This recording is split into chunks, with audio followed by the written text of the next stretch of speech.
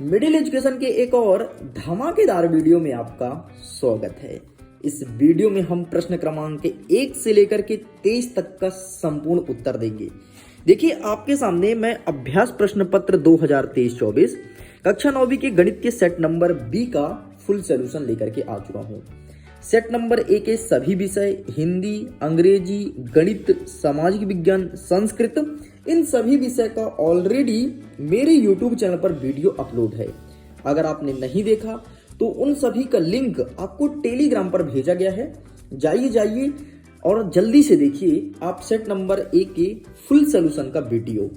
एक ही वीडियो में आपको 1 से लेकर के 23 तक का संपूर्ण प्रश्न का उत्तर दिया हूं। जैसे ही सेट नंबर ए कंप्लीट होता है तो मैंने स्टार्ट कर दिया set number B. Set number B के हिंदी का फुल सॉल्यूशन वीडियो अपलोड है। अगर आपने अभी तक नहीं देखा तो प्लीज जल्दी से जाइए और जाकर के देख लीजिए। ये वीडियो हमारे सेट नंबर बी के गणित का होना है। गणित में देखें किस किस प्रकार से प्रश्न पूछे गए हैं एंड क्या होगा सही उत्तर। 75 नंबर का आपका पेपर मिलेगा, रहेगा। समय मिलेंगे आपको 3 घंटे। निर्देश में कहता है कि सभी प्रश्न को हल करना अनिवार्य है। प्रश्न जितने भी हैं उसके सम्मुख अंक आवंटित हैं, मतलब कौन सा प्रश्न कितने नंबर का रहेगा उसके सामने दिया गया है। आपको 1 से 5 तक वस्तुनिष्ठ प्रश्न और 6 से लेकर के 23 तक आपको ऐसे क्वेश्चंस मिलेंगे जिसमें सब में आंतरिक विकल्प है, मतलब 2 क्वेश्चन में से किसी एक क्वेश्चन को ही अटेंड करना पड़ेगा। आगे बढ़ते हैं तो यही इंस्ट्रक्शन इंग्लिश में अवेलेबल है। अगर आप इंग्लिश मीडियम के विद्यार्थी हैं तो प्लीज जाइए जाकर के देखिए। चलिए, हमारा प्रश्न नंबर 1 कह रहा है सही विकल्प चुन करके लिखो। पहला नंबर कहता है निम्नलिखित में से परिमेय संख्या है। हमारे कई सारे ऑप्शन हैं तो इसका सही आंसर ऑप्शन नंबर बी √144 आपका परिमेय संख्या है। यदि इसे मैं देखूं तो 12 का वर्ग है, ठीक, ये भी ध्यान रखना। नेक्स्ट कहता है 10 के पावर में 1/3 के पावर में 3, इसका मान क्या होगा?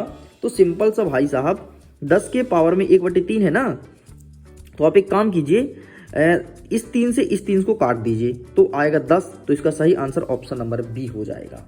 ठीक, आगे बढ़ते हैं। तीसरा नंबर, निम्नलिखित में कौन सा बहुपद नहीं है? पहचानो कि कौन सा बहुपद नहीं है। तो इसका सही आंसर लगाना है ऑप्शन नंबर डी। ये सेट नंबर ए में भी सेम टू सेम यही प्रश्न पूछा गया था।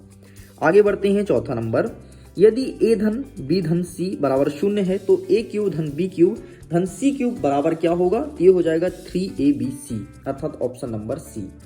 आगे बढ़ते हैं। 5वां नंबर, √3 का दशमलव प्रसार है, इसका दशमलव प्रसार बताना है तो ये हो जाएगा आपका अशांत व अनावर्ती। ठीक, ये क्वेश्चन भी आपके सेट नंबर ए में पूछा गया है।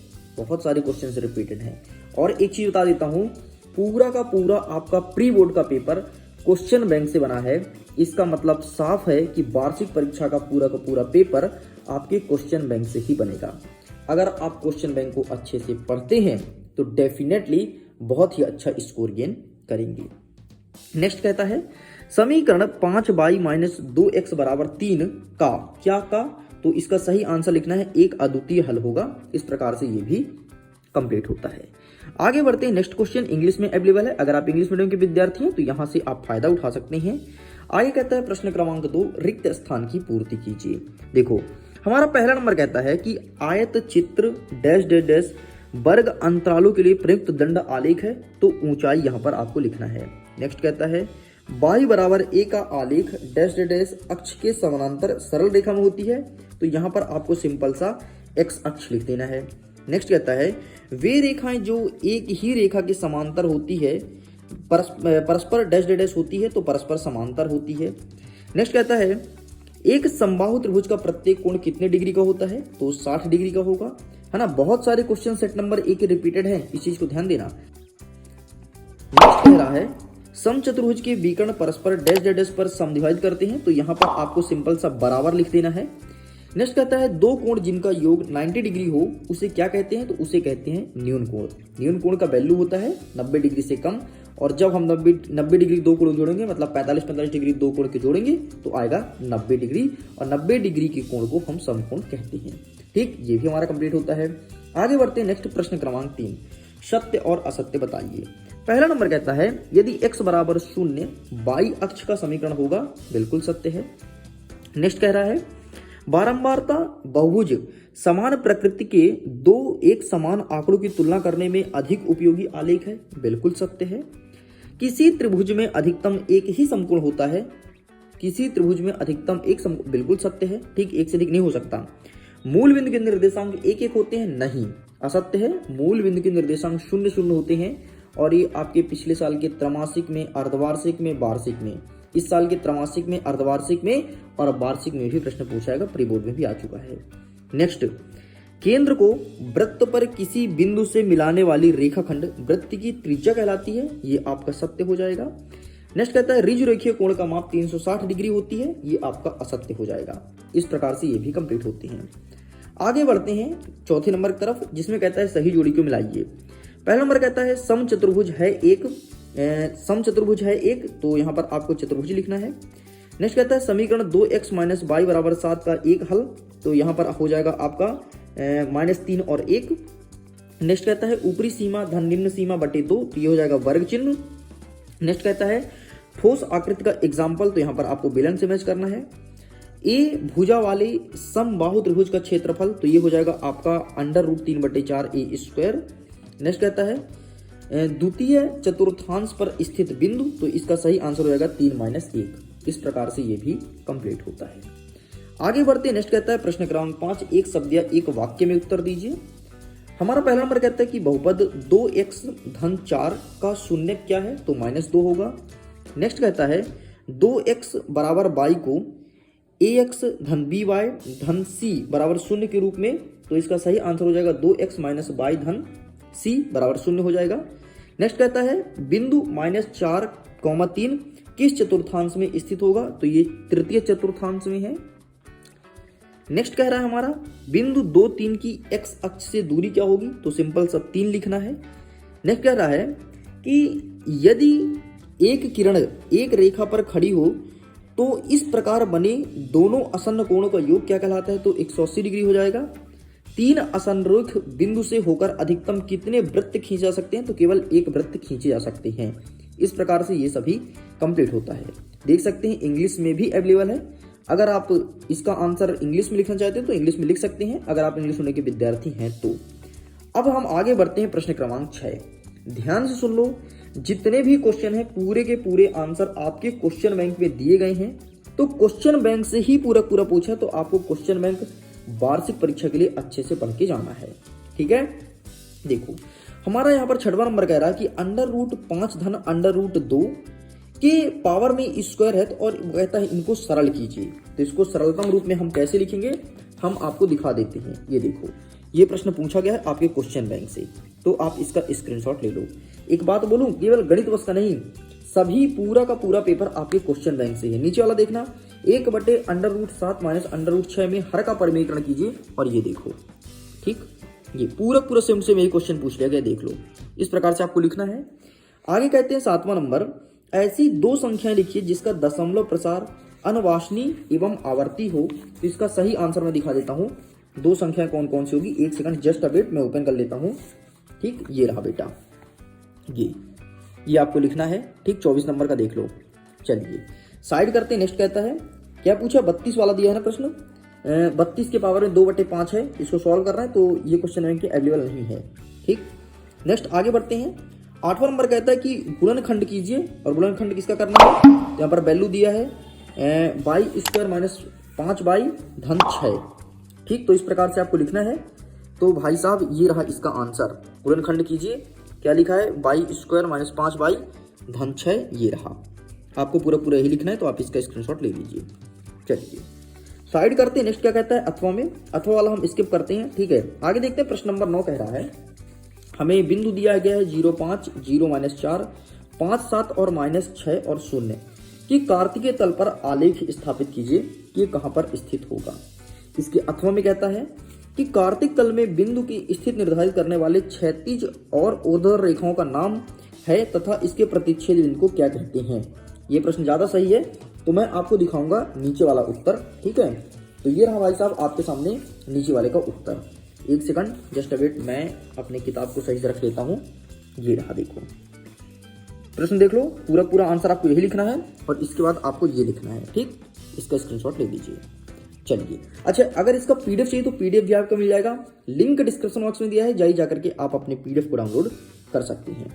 आगे बढ़ते हैं। 10वां नंबर कहता है हमें कुछ बिंदु दिया है, जैसे -1 3 2 और 3 4 -5 और -3 और -4, बोला है किस चतुर्थांश में स्थित होगा लिखना है। तो ये रहा पूरा प्रश्न पूछा गया, देख लीजिए। -3 और 1 -1 और 3 द्वितीय में होगा, 2 और 3 प्रथम में होगा, 4 और -5 आपके चतुर्थ में होगा और -3 और -4 तृतीय में होगा। इस प्रकार से भी कंप्लीट होता है। आगे बढ़ते नेक्स्ट क्वेश्चन क्या कह रहा है, 11वां नंबर। 11वां नंबर कह रहा है कि बिंदु दिया है 1 और 2 से होकर जाने वाली किन्हीं 2 रेखाओं का समीकरण हमें बताना है। तो आइए हम दिखा देते हैं कि इसका सही आंसर क्या हो जाएगा। तो 1 सेकंड बेटा, ये रहा आपके सामने बिंदु 1 और 2 से होकर जाने वाली समीकरण, ठीक, ये ठीक। तो आप इसका स्क्रीनशॉट ले लो, ठीक। आगे दिखाता हूं आंसर, पूरा का पूरा आंसर दिखाऊंगा, टेंशन मत लो। ये आपको लिखना है, लीजिए इस प्रकार से लिख के कंप्लीट करना है। नेक्स्ट हमारा क्या कह रहा है, प्रश्न क्रमांक 12वां नंबर कह रहा है कि एक नोटबुक की कीमत एक कलम की कीमत से दोगुनी है। इस कथन को निरूपित करने के लिए 2 चर वाला एक रैखिक समीकरण बताना है। और इसी का अथवा कहता है कि के किस मान के लिए x बराबर 2 दिया है, y बराबर 1 दिया है और एक समीकरण दिया है कि इसका सही हल होगा। देखिए ऐसे क्वेश्चंस को सॉल्व करने के लिए सिंपल सा जो वैल्यू दिया है ना x और y का, तो इस समीकरण में पुट कर दो, आपका आंसर आ जाएगा। मैं दिखाता हूं कैसे।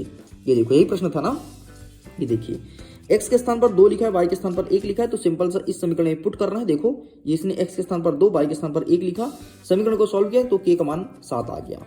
अब सिंपल सा k का मान 7 आ गया, तो ये भी कंप्लीट होता है।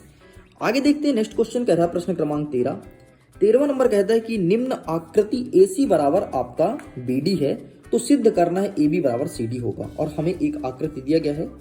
इसके अथवा में क्या कहता है कि आप न्यूलिट की 5वीं अवधारणा को किस प्रकार लिखेंगे ताकि वह सरलता से समझी जा सके। तो हम आपको यही वाला दिखाएंगे, न्यूलिट की 5वीं अवधारणा। ये रहा बेटा आपके सामने, ठीक। तो आप इसका भी स्क्रीनशॉट ले लीजिए, पूरा का पूरा आपको यही लिखना है, बस इतना लिख के कंप्लीट करना है। आगे बढ़ते नेक्स्ट हमारा 14 नंबर क्या कह रहा है। 14 नंबर में हमें एक चित्र दिया गया है और बोला है कि उपरोक्त आकृति में x और y का हमें मान ज्ञात करना है। तो आइए सेम यही क्वेश्चन हम दिखा देते हैं। ये देखो यहाँ पर 50 डिग्री कोण है, यहाँ पे 130 डिग्री कोण है ना, और ये यही क्वेश्चन यहाँ पर अवेलेबल है। बाकी इसका सॉल्व कैसे करेंगे इसको मैं आपको दिखा देते हैं। जस्ट अ वेट, एक प्रश्न का उत्तर दूंगा, जैसे मैं प्रॉमिस किया हूँ वैसा ही लेकर आऊँ, टेंशन कोई बात नहीं। देखिए आप यहाँ से हल करेंगे, ठीक। तो पूरा हल का स्क्रीनशॉट ले लो, ये रहा आपके सामने पूरा का पूरा आंसर। आगे बढ़ते हैं, प्रतिवर्ती कोण के बारे में पूछा गया है, तो सेम है ना, कोई इसका मसला ज्यादा नहीं है। ऊपर वाला सरल था इसलिए मैं आपके सामने ऊपर वाला दिखा दिया हूँ। आगे बढ़ते नेक्स्ट प्रश्न क्रमांक 15 कह रहा है यदि त्रिभुज दिया है क्या ABC, एक समद्विबाहु त्रिभुज है, तो AB बराबर AC है, ये हमें दर्शाना है और बताना भी है कि कोण B बराबर कोण C है, ठीक है। इसी के अथवा में क्या कहता है कि सर्वांशम आकृति किसे कहते हैं, ये चीज हमें बताना है। तो आइए हम देखेंगे अथवा वाला, सर्वांशम आकृति को परिभाषित कीजिए या फिर किसे कहते हैं, ये रहा 7वें नंबर में, ये आपको लिखना है। आगे बढ़ते नेक्स्ट क्या कह रहा है प्रश्न क्रमांक 16 नंबर कह रहा है ABCD एक समांतर चतुर्भुज इस प्रकार है कि कोण A 70 डिग्री है, तो कोण B का मान हमें ज्ञात करना है। अथवा में कहता है एक आयत का एक विकर्ण आयत के एक तरफ 25 डिग्री पर झुका हुआ है, तो विकर्णों के बीच का न्यूनतम कोण का मान क्या होगा। बढ़ते हैं नेक्स्ट हमारा 17 नंबर कहता है यदि चंद्रमा का व्यास पृथ्वी के व्यास के लगभग 1/3 है, तो चंद्रमा का पृष्ठीय क्षेत्रफल पृथ्वी के पृष्ठीय क्षेत्रफल से कौन सी भिन्न होगी, ये पूछा गया है। तो इस प्रश्न का उत्तर हम देखेंगे। इसके अथवा देख लो कि 14 सेंटीमीटर व्यास वाले गोले का आयतन ज्ञात करने को बोला गया है। तो ये रहा सबसे पहले चंद्रमा वाला, देखिए उत्तर, यही प्रश्न पूछा गया है ना, तो ये रहा आपके सामने। प्लीज आप इनका स्क्रीनशॉट ले लो, पूरा यही लिख करके आना। अथवा वाला देख लेते हैं 14 सेंटीमीटर वाला, तो ये रहा आंसर। ज्यादा बेहतर होगा नीचे वाला लिखिए क्योंकि नीचे वाला छोटा है, ठीक है। चलो साइड करते हैं, नेक्स्ट देखते हैं 18 नंबर। यदि एक समानांतर चतुर्भुज के विकर्ण बराबर हैं, तो दर्शाइए कि वह एक आयत है। और ये प्रश्न बहुत ही ज्यादा महत्वपूर्ण है क्योंकि पिछले कई सालों से लगातार रिपीट हो रहा है ये प्रश्न, इस चीज को ध्यान रखिएगा, ठीक। तो ये रहा आंसर, मैं बता देता हूं, ये आपके त्रैमासिक में पूछा है, अर्धवार्षिक में पूछा है, और देख लो प्री बोर्ड में भी आ गया है यही प्रश्न। देख लो भाई साहब, बहुत ही खतरनाक प्रश्न है और बहुत ही अच्छा प्रश्न है, हर साल रिपीट होता है। अगर आप अच्छे से पढ़ लेते हो तो हर साल काम आएगा। हर साल मतलब एक बार पढ़ लेते त्रैमासिक में तो आपको 3-4 पेपर में पढ़ना नहीं पड़ता, लेकिन आपने नहीं पढ़ा तो फाइनली अभी भी याद कर लो, समय है नहीं तो वार्षिक में रोना पड़ेगा, क्योंकि 200% ये प्रश्न आपके एग्जाम में देखने को मिलेगा। आगे देखते हैं 19 नंबर कहता है, 19 नंबर में हमें दिया है कि एक राज्य की विधानसभा का चुनाव कुछ राजनीतिक पार्टियां द्वारा जीती गई सीट यहाँ पर नीचे दिया गया है। और देख लो, राजनीतिक पार्टी का नाम लिखा है ABCD और यहाँ पर जीती गई सीटें भी लिखी गई है कुछ इस प्रकार से। इसी के अथवा में क्या कहता है कि एक परीक्षा हो रहा है कहीं पर, एक परीक्षा में एक कक्षा में 51 विद्यार्थी हैं, जिसमें द्वारा 100 में से प्राप्त किए गए अंक कुछ इस प्रकार से दिए गए हैं। देखो, जैसे 0 से लेकर 10 तक पाने वाले 5 विद्यार्थी हैं, 10 से लेकर 20 तक 10 विद्यार्थी हैं, इसी प्रकार से दिया गया है। हमारे प्रश्न में कहता है कि इस बारंबारता आवंटन सारणी के संगत बारंबारता बहुभुज बनाइए। तो भाई साहब ये रहा, आप इसका आंसर लिखना है, ठीक। तो प्लीज आप इसका स्क्रीनशॉट ले लीजिए। अच्छा, प्रश्न पहले देख लो, ये रहा प्रश्न, यही प्रश्न सेम पूछा है, ठीक। तो यहाँ से आपको लिखना है, देख सकते हैं, अभी और भी दिखाएंगे। इस प्रकार से आपको आवंटन बनाना है, आवंटन को अच्छे से ही बना करके आना, वरना कहीं ना कहीं आपके नंबर कट हो जाएंगे। चलिए आगे बढ़ते हैं। नेक्स्ट क्वेश्चन, प्रश्न नंबर 20वां नंबर कहता है कि एक शंकु के आधार का व्यास 24 सेंटीमीटर है और इसकी तिर्यक ऊंचाई 21 सेंटीमीटर है, तो कहता है कि इसका कुल पृष्ठीय क्षेत्रफल ज्ञात कीजिए। आगे इसी के अथवा कहता है कि 10 सेंटीमीटर त्रिज्या वाले एक अर्धगोले का कुल पृष्ठीय क्षेत्रफल हमें बताना है। ये प्रश्न भी इंपॉर्टेंट है, अपने एग्जाम में कई बार पूछा जा चुका है, ठीक है। आपके प्रीवियस ईयर के पेपर में पूछा है। बाकी मैं आंसर दिखाऊंगा आपको नीचे वाला 10 सेंटीमीटर वाला, तो ये रहा आपके सामने 10 सेंटीमीटर त्रिज्या वाला। तो प्लीज आप इसका स्क्रीनशॉट ले लो, ठीक है। इस प्रकार से आपको लिखना है। साइड करते हैं। नेक्स्ट कह रहा है प्रश्न क्रमांक 21 नंबर कहता है कि गुणनखंड प्रमेय का उपयोग करके हमें बताना है GX PX एक गुणनखंड है अथवा नहीं। और यहाँ पर बताना है PX बराबर 2x³ धन x² माइनस 2x माइनस 1 और GX का मान लिखा है x धन 1। इस प्रकार से हमें सॉल्व करना है। इसके अथवा कहता है कि घनाभ जिसका आयतन नीचे दिया गया है कुछ इस प्रकार से, देख सकते हैं आप, आयतन दिया है 3x² माइनस 12x, ठीक। तो इसे हमें सॉल्व करना है। तो आइए हम आपको नीचे वाला आंसर कवर करेंगे, ठीक है। तो इसका आंसर हम ओपन कर लेते हैं और दिखा देते हैं, लेकिन नीचे वाला ज़्यादा महत्वपूर्ण नहीं, बता देता हूँ, ऊपर वाला ज़्यादा महत्वपूर्ण है। तो अगर आप इसे प्रिपेयर करना तो केवल और केवल ऊपर वाला प्रिपेयर करना, नीचे वाला मत करना। तो ये रहा आंसर, प्लीज आप इसका स्क्रीनशॉट ले लीजिए। साइड करते हैं, आगे बढ़ते हैं। Next question, question number 22 number कहता है कि सिद्ध कीजिए कि एक वृत्त के केंद्र से जीवा को समद्विभाजित करने के लिए खींची गई रेखा जीवा पर लंब होती है। ये प्रश्न पूछा गया है। तो हम आपको ऊपर वाला ही दिखा देते हैं, बाकी अथवा वाला क्वेश्चन भी देख लो। क्या कहता है कि 5 सेंटीमीटर और 3 सेंटीमीटर त्रिज्या वाले दो वृत्त बिंदु को इस प्रकार प्रतिच्छेद करती है कि उनके बीच की दूरी 4 सेंटीमीटर हो और उभयनिष्ठ जीवा की लंबाई हमें बतानी है। ये देख सकते हैं, सिद्ध कीजिए वाला जो प्रश्न है, ठीक, पूरा यही प्रश्न था। इस प्रकार से आपको चित्र बनाना है, ये लिखेंगे दिया है, सिद्ध करना है, रचना, और इस प्रकार से आपको प्रमाणित करना है। अंतिम में दिखा देता हूं, ये इतना लिख के कंप्लीट करना है। आगे बढ़ते हैं। नेक्स्ट आप देख लेते हैं अंतिम प्रश्न, प्रश्न क्रमांक 23। एक सेकंड, हाँ, प्रॉपर दिखाना। आपका अंतिम प्रश्न कहता है कि किसी फ्लाईओवर की त्रिभुजाकार दीवार का विज्ञापन लगाने के लिए कुछ स्थान लेते हैं जिसकी लंबाई चौड़ाई हमें कुछ इस प्रकार से दी गई है।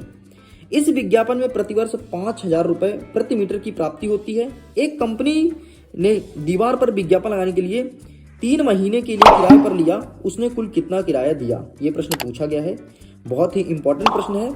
ये आपके जो सेट नंबर ए है उसमें भी रिपीट किया गया है ये क्वेश्चन, इसीलिए आपको अच्छे से देखना है। नेक्स्ट दिया गया है त्रिभुज का कुछ भुजाओं का अनुपात दिया गया है और उसका परिमाप भी दिया है और बोला इसका क्षेत्रफल निकालना है। तो नीचे वाला भी बहुत ही महत्वपूर्ण प्रश्न है, इस चीज को ध्यान रखना। तो हम अभी तो आपको फिलहाल ऊपर वाला आंसर दिखाएंगे, लेकिन नीचे वाला भी आपको ध्यान से पढ़ना है। तो ये रहा भाई, सबसे पहले आप प्रश्न मिला लो, ये पूरा प्रश्न, ठीक है, और ये रहा आपको आंसर यहाँ से लिखना है, ठीक। तो आप इसका स्क्रीनशॉट ले लीजिए। इस प्रकार से स्टूडेंट्स प्रश्न क्रमांक 1 से लेकर के 23 तक का संपूर्ण प्रश्न और उत्तर कवर कर दिया हूँ। वीडियो पसंद आया हो तो वीडियो को लाइक कीजिए, अपने दोस्तों के साथ शेयर कीजिए। अगर पहली बार आए हैं आप मिडिल एजुकेशन चैनल को सब्सक्राइब जरूर कीजिएगा। पीडीएफ को डाउनलोड करना है तो लिंक डिस्क्रिप्शन बॉक्स में है, चेकआउट कीजिए। मैं करता हूँ वीडियो को एंड और जल्दी मिलते हैं नए पेपर के साथ। अभी के लिए बाय बाय एंड एग्जाम के लिए ऑल द बेस्ट।